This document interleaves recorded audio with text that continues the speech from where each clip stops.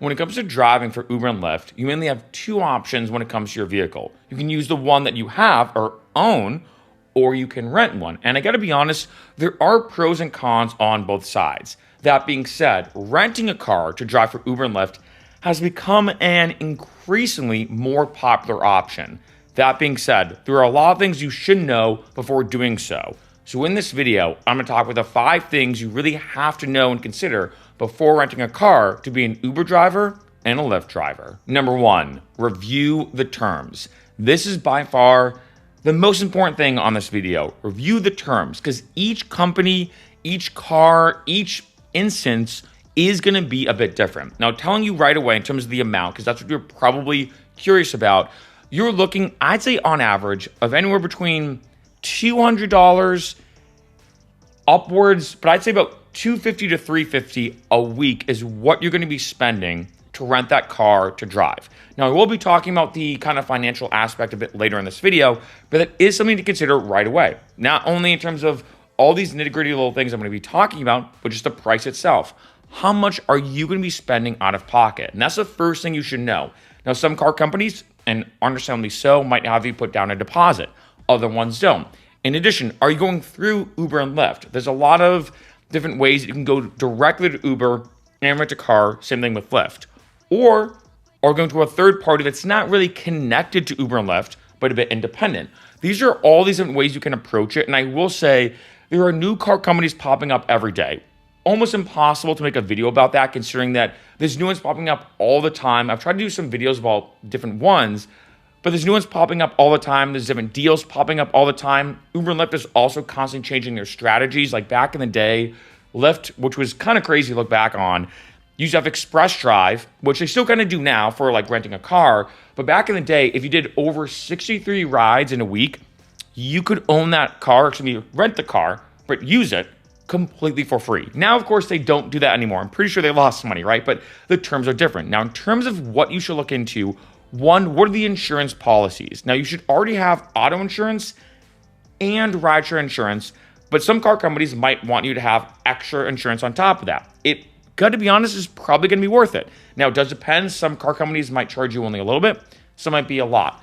Another thing is things like maintenance and gas. Now, more likely than not, maintenance you should be off the hook for, but gas you're probably going to be on the hook for. So you're going to have to pay for gas, but the wear and tear of the maintenance on the vehicle, probably not going to be something you have to worry about, but you never know. Some car companies might say, hey, you know what? If your tire pops, that's actually on you. Or no, it actually might be on us, right? So these are the different things you want to look into. Another thing is the miles. Now, I'd say especially if you're renting a car through Uber and Lyft directly, it'd be weird if this didn't exist, but you never know. How many miles can you drive? I have seen some instances where they say, hey, you know what? You can rent this car to drive for Uber and Lyft, but you can only do maximum, I don't know, X amount of miles in a given week. And if you think about it, if you're renting a car, you're probably going to be driving full time. Like, let's be honest, you're probably going to be driving full time because you're already going to be in the hole. Like I said, mathematically, if let's say you're spending $250 a week to rent this car, you're technically starting out negative $250. So once you make $250, you're only going to be making technically and walking away with nothing, right? Because you're breaking even. Anything past that is profit. But I feel like this is something to really consider as well, because if there's a limitation of how much you can drive, that's going to affect your bottom line drastically. Now, I'd say the average Uber driver and Lyft driver makes about 20 to 25 an hour, right? So if let's say I'm talking, to use numbers very simple, if let's say you're making, let's say 20 an hour, and let's say you're going to make, $240, or let's say you're paying $240 to rent that car for a given week, that means you're going to have to drive 12 hours just to break even. So let's say if you can only drive a certain amount of hours, or let's say if you look at the mileage, and you're going to be hitting that mile barrier at, hour 20, and again, I'm making numbers up, it really depends.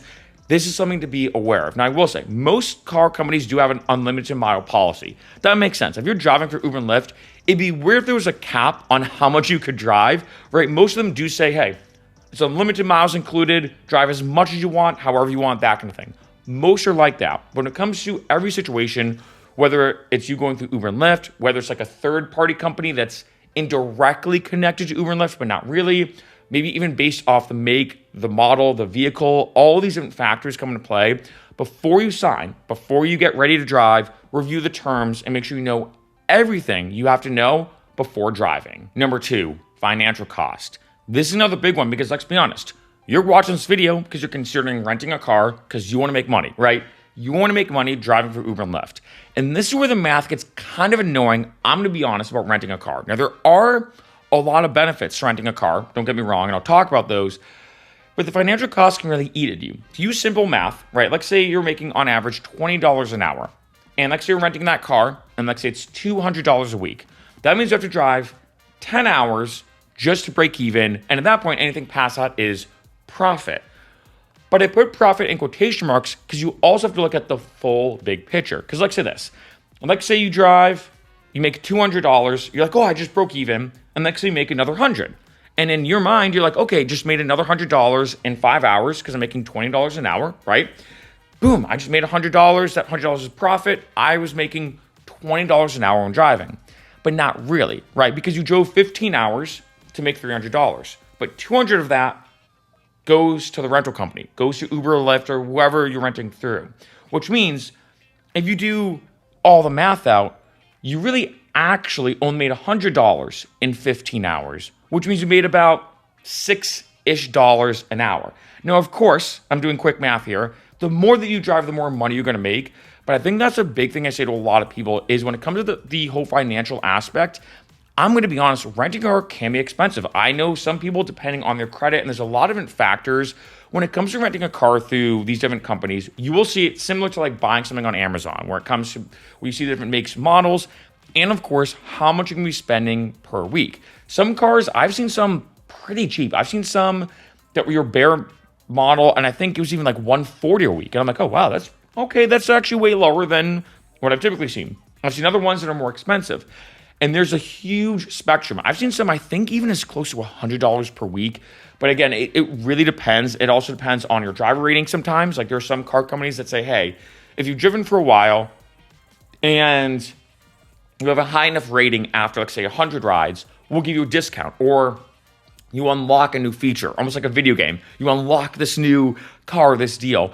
But the financial burden is something to really consider because if, let's say, you just don't have the time, if, let's say, you are just kind of being like, all right, I'm going to drive whenever, however, let's say if you have another job, like a typical 9 to 5, where you're going 40 hours a week, and you're only going to be driving on Friday and Saturday nights, I say to a lot of people like, look, maybe Uber and Lyft in general is just not worth it for you. And I've talked about this in a lot of videos that you don't look at things like part-time or full-time. And I will touch upon this a bit later, but when it comes to this situation, it is one of those tricky factors that doing it part-time and renting a car is just not feasible. Now, let's say if you own your own car, which I'm assuming you don't if you're watching this video, but if you own your own car, it kind of doesn't matter. You can drive here and there. You're never like losing anything per se because you're going to be paying for that car anyway. You're using it anyway. You own it, no big deal. But when you're renting it, it is very expensive. You're looking at least for most people, $1,000 a month just to rent this vehicle. And if you don't drive, they're not going to go after you saying, hey,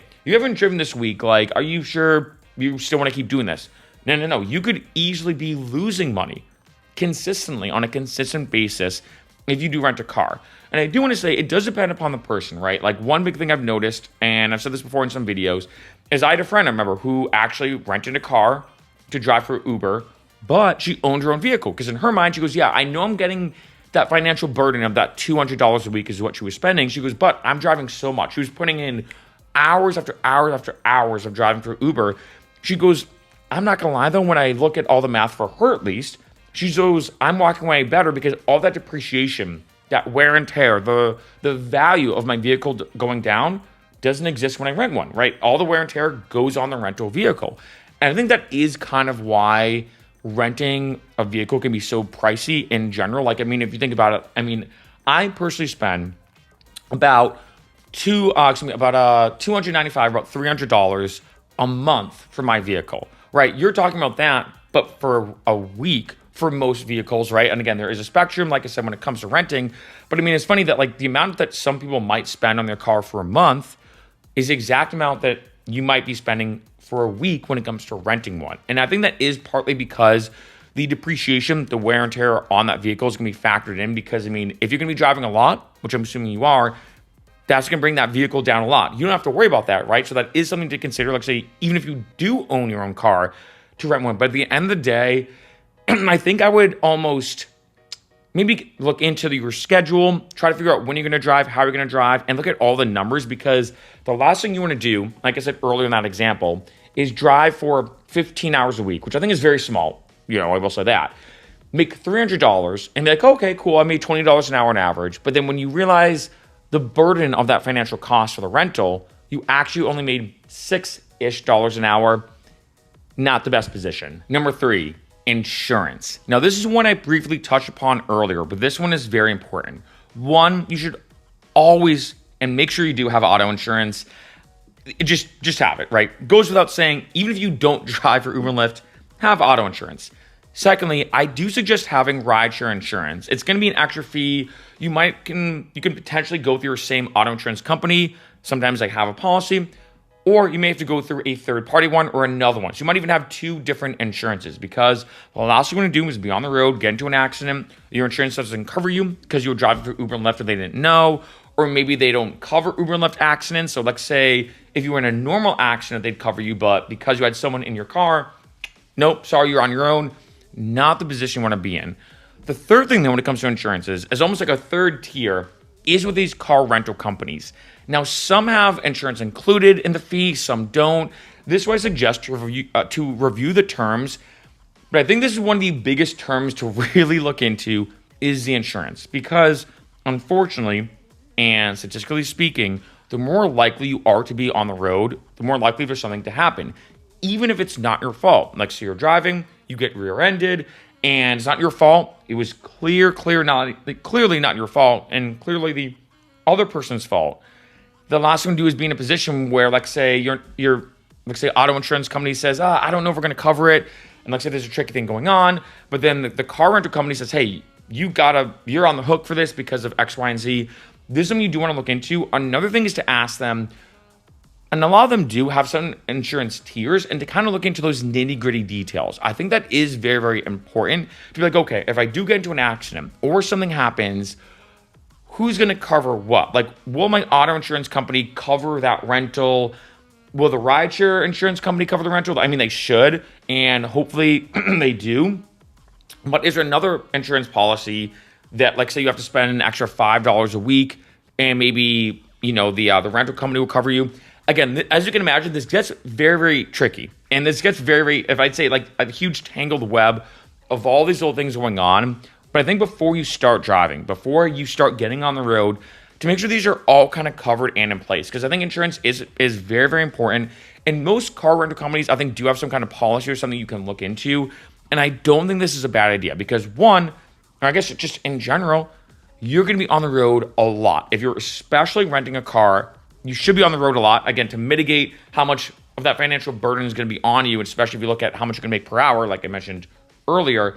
You want to make sure all your ducks in a row. The last thing I will say as well, and I mentioned this in so many other videos, got to mention it on this one, just get a dash cam, right? Some, maybe rental companies might have some built into the car. I doubt it, but you never know. That'd be kind of cool if, like, say they did. Definitely get a dash cam. You can easily get one on Amazon for like $100, and trust me, that $100 will save you a massive amount of hassle in the long run.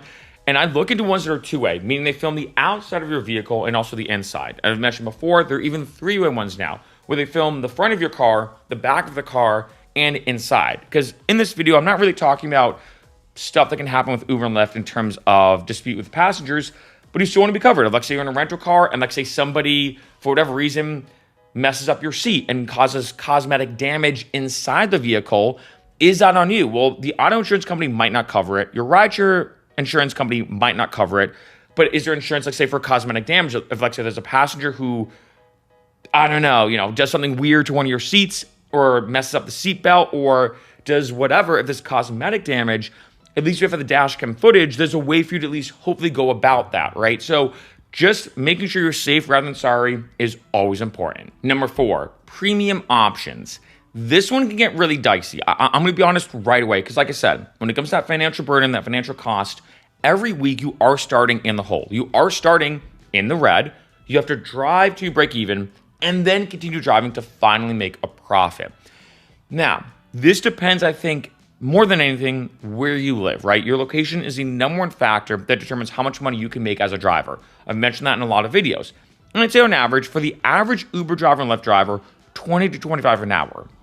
However, if you look into, like, say, the premium options, meaning you're going to be spending more, if, let's say, you get a car that, like, say, qualifies for Uber XL and Lyft XL, you're definitely going to be spending more money per week to rent that vehicle. However, if you look at all the numbers, all the math, and now everything kind of equates out, you might be able to make more money even though you have to spend more money initially. This is something that's really tough to say, to be honest. Like, I wish I could give you more facts and figures and statistics of this, but it depends on a lot of different factors. For example, I've interviewed drivers, I like to say in Vegas, and obviously Vegas is Vegas. I know a very unique area to drive for Uber and Lyft. I know some drivers who I've talked to who, like, say, are like, yeah, I actually have a car that qualifies for Uber Lux or Lyft Lux or Uber Black or Lyft Black. And I get less rides, but I make way more money doing these luxury rides. And so at the end of the day, it works out for them, right? However, some of these cars can be, outrageously expensive, like stupidly, almost too expensive in my opinion.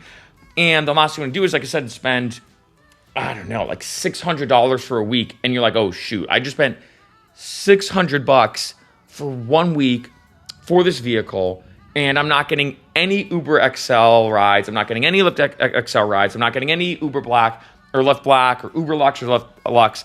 I now am only getting normal Uber rides. And I will say, in case you didn't know, if you look at the tier list of premium rides versus the basic ride with Uber and Lyft, if, like, your car qualifies for Uber Black, you can still do all the ones below it, right? So it's not like you're stuck with only doing Uber Black rides. You can do Uber Black, but then you can also do, Uber XL if your car is big enough. You can also do Uber regular, right? So I will say that you're never going to lose out on getting rides. But in some cases, that premium version, like, say, in your area, like, say, if you're in a remote area, is probably not worth it at all. And even if Uber and Lyft tries to pitch it saying, hey, yeah, it's more money, but, like, you can do Uber Black with this car, it's probably not going to be worth it in a remote part of Iowa, for example. However, that being said, like, say you are in a place like Vegas or LA, there may be a point to be said that, look, maybe you're going to be spending a bit more money per week, but if the math isn't too bad, if the math is mathing, if I say it like that, it might actually be worth it, where at the end of the day, you can be walking away with more money. Number 5, buying. Now, this is something I want to bring up because, let's say if you are considering driving for Uber and Lyft and you're going to go hard, you're like, I'm going in full time, which I always suggest. I want to say this as a pro tip. I suggest starting off part-time and working way up. Like I said, your location is the number one factor that determines how much money you can make. So maybe you start driving, you're like, you know what, this is not for me. Maybe, you lose a little bit of money, or maybe you just break even on that rental and you're like, you know what, never again. Most rental policies, and I will say, usually you can do it week to week. But again, like I said earlier, look into the terms. They might require you to own that car or rent it for 2 weeks, right? Where you're kind of on the hook for that 2-week rental fee or whatever. Every situation is different.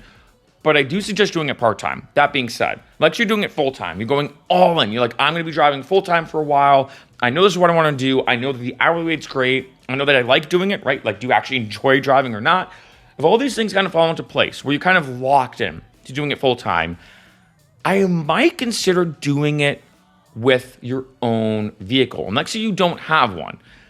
It might be more worth it at the end of the day to actually go and get a car, because you might be able to get a car maybe on Facebook Marketplace, right? Maybe at a dealership, maybe on Craigslist or just wherever, where you're like, okay, I have to buy this car and spend, I'm making numbers up, $200 a month. But if you think about it, $200 a month is way cheaper, of course, than $200 a week. I know, stupid to say, but it's way, way cheaper. And yeah, I think the biggest downside among anything is this. One, you're definitely going to be putting way more wear and tear and depreciation on your vehicle. With renting one, you don't have to worry about that at all. Like I mentioned with my friend, she still rented one even though she owned her own vehicle. Second thing, though, is maintenance. You're probably going to have maintenance, of course, on your own car, and you're kind of on the hook for that. If, like, say, you're renting one, it depends on the policy, but more likely than not, you don't have to worry about the maintenance. Like the brakes being repaired, you probably don't have to worry about that. You're probably off the hook. More likely than not, but again, review the terms. So if you think about it, if, let's say, you're like, hey, Mark, I'm just trying to make a ton of money right away. I'm just going to drive this car into the ground. I'm not going to try to really, sell back my 2002 Honda Civic. I don't know, right? You're like, I'm not going to try to sell this car back. I'm just going to drive it into the ground, and get it for all it's worth. It might actually potentially, from a financial perspective, not be a bad idea to just actually buy a car instead, right? Of course, that's a whole other subject for a whole other video in terms of like buying a car. As you can imagine, there are YouTube channels dedicated to just buying a car.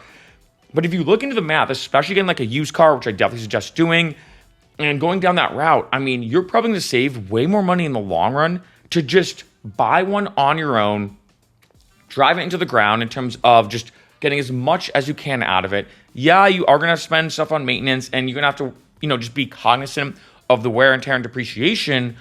But if you think about it, that might allow you to have way more money right away. I think especially in the short term. And I think that's a big thing I want to say too, is that when it comes to the long-term effects, and it does depend on person to person, when it comes to renting a vehicle, you probably don't have to worry at all about the depreciation, et cetera, et cetera. So long-term, you might actually potentially walk away with more money if you look at the value of the car renting one.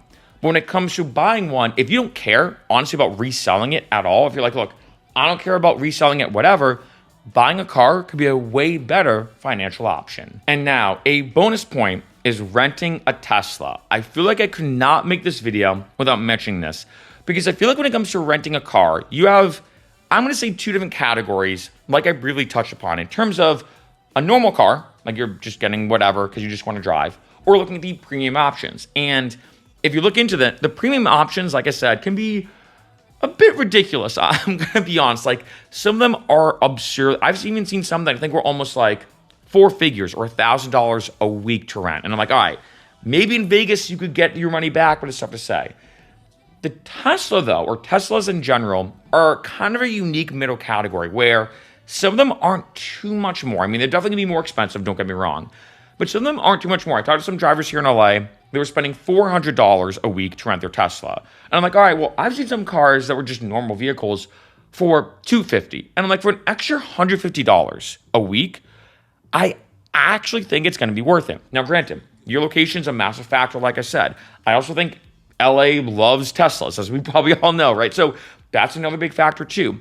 But when you look at a lot of reports, I've done videos about can you make more money driving a Tesla when it comes to Uber and Lyft, a lot of reports say yes. That there's a lot of drivers who are like, yeah, I was driving with a Civic, for example, or my Prius.